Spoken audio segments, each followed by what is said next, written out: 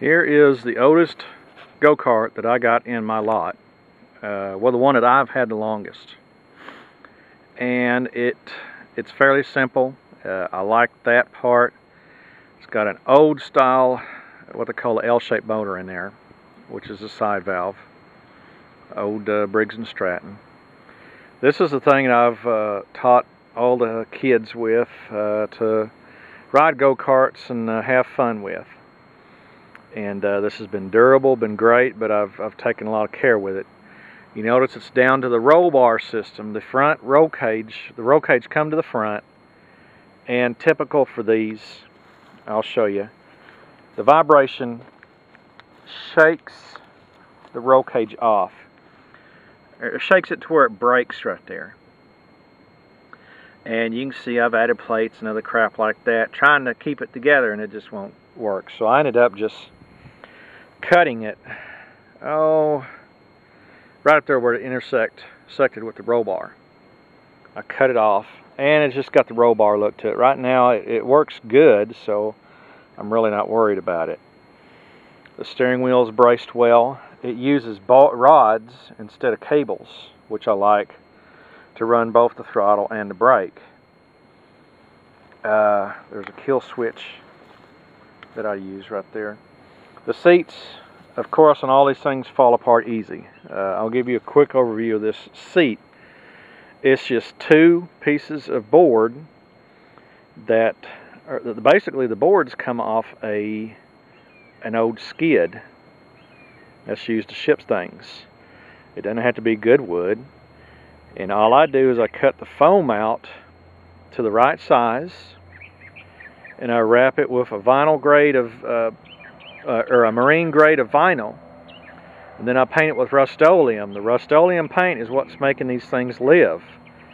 So far I have not been able to get a year out of a seat that's laid out in the sun.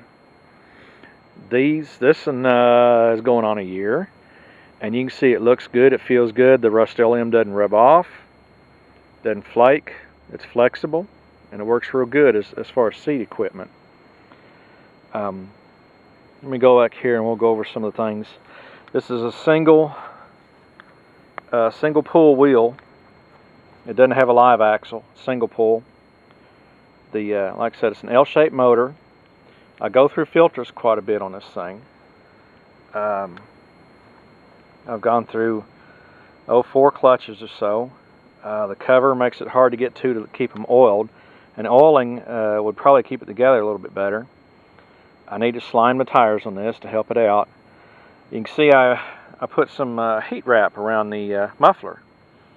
That's kind of a little safety thing. It keeps the heat off the carburetor, the air filter, and if anybody comes up, bumps up to it, well, it'll be warm, but it probably won't. They won't get a burn, hopefully. This one is kind of like the old style, using the old style clutch and system.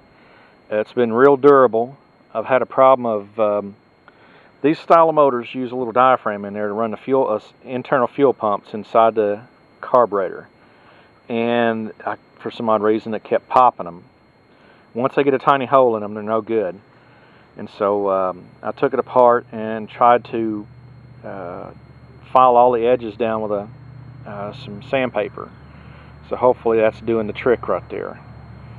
This thing has a real tight turning radius. It turns on a dime, and if I was to flip it over, where the gas bar comes underneath it, there's a spring and a nut that'll control the throttle. I could bring it down to, like say, to only run it at idle or run full throttle. So I have the ability to work with it right there, and it helps a lot. It's lightweight. I've gone through some tires. This thing does tend to kind of burn up the wheel bearings.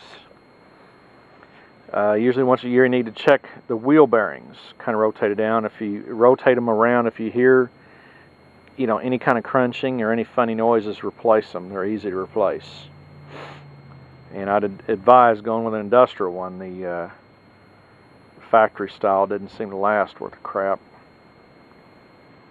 Other than that, this thing has been a very good one. This is another one I'll hang on to. It takes the weather pretty good, and it's just durable. I've had my big butt on it, and I'm not lightweight, so I can. It gets around, and it's been good. I bought this, believe it or not, about 10, 12 years ago. I think when Dustin was just a little kid. He was about 2 or 3 years old, and I bought it at the. It was in a discount rack at a Sam's Wholesale in Fort Smith, and some parents bought it. The kids abused it, and it had a wore-out tire and a this pull starter. The pull start thing was all the way out, and I made a deal for it, and they actually helped me fix it. I think I paid around $500 or less. I can't remember how much, and that was brand new for it, basically. I just put another tire on it and had the stuff fixed, and been running it ever since. Another little modification I did on this is I took the head off and modified it to what's called a power slot head, and the power slot has a groove in the quench area that helps the fire. I've seen some patent work on that, and seen a guy that did that.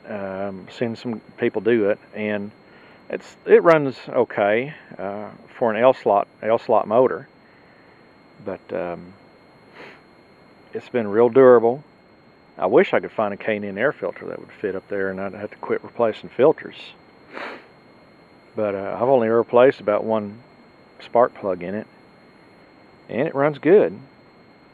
Here's another little trick you can see down here. See these cables? Lock them down with zip ties everywhere. That keeps the cables from moving, and keeps everything working good. But you can see I put some of them pads there on the side there too. But little stuff like that can make these things live a long time. Like anything with a go-kart, don't abuse it. Kids are bad about tearing stuff up. That's how I got a lot of this stuff, is that, you know, they'd tear something up. Your parents would get tired of working on something, and I'd get it for dirt cheap. And I don't know if I'm going to work on any more go-karts or not. I might work on a few more mini bikes, but other than that, all the kids are growing up, and don't want to mess with this stuff. If your kids are real abusive, I'd say go with four-wheelers. Don't mess with go-karts. And because go-karts, you need a flat surface, no bumps. You especially don't want no sticks out in the yard, because that's how that one right there, a stick got caught in the throttle cable. It went wide open, and it went into a tree. Kids bailed, and I couldn't stop it. You know, stuff like that. You just got to look for stuff like that. But go-karts are fun. They can be cheap. You just got to keep on top of them. You need to watch the kids every time they ride a go-kart. I know parents just want to let the kids go, but with a go-kart like this, you can't let them go without watching them. But that's a video of this, so I'm going to call it good for now.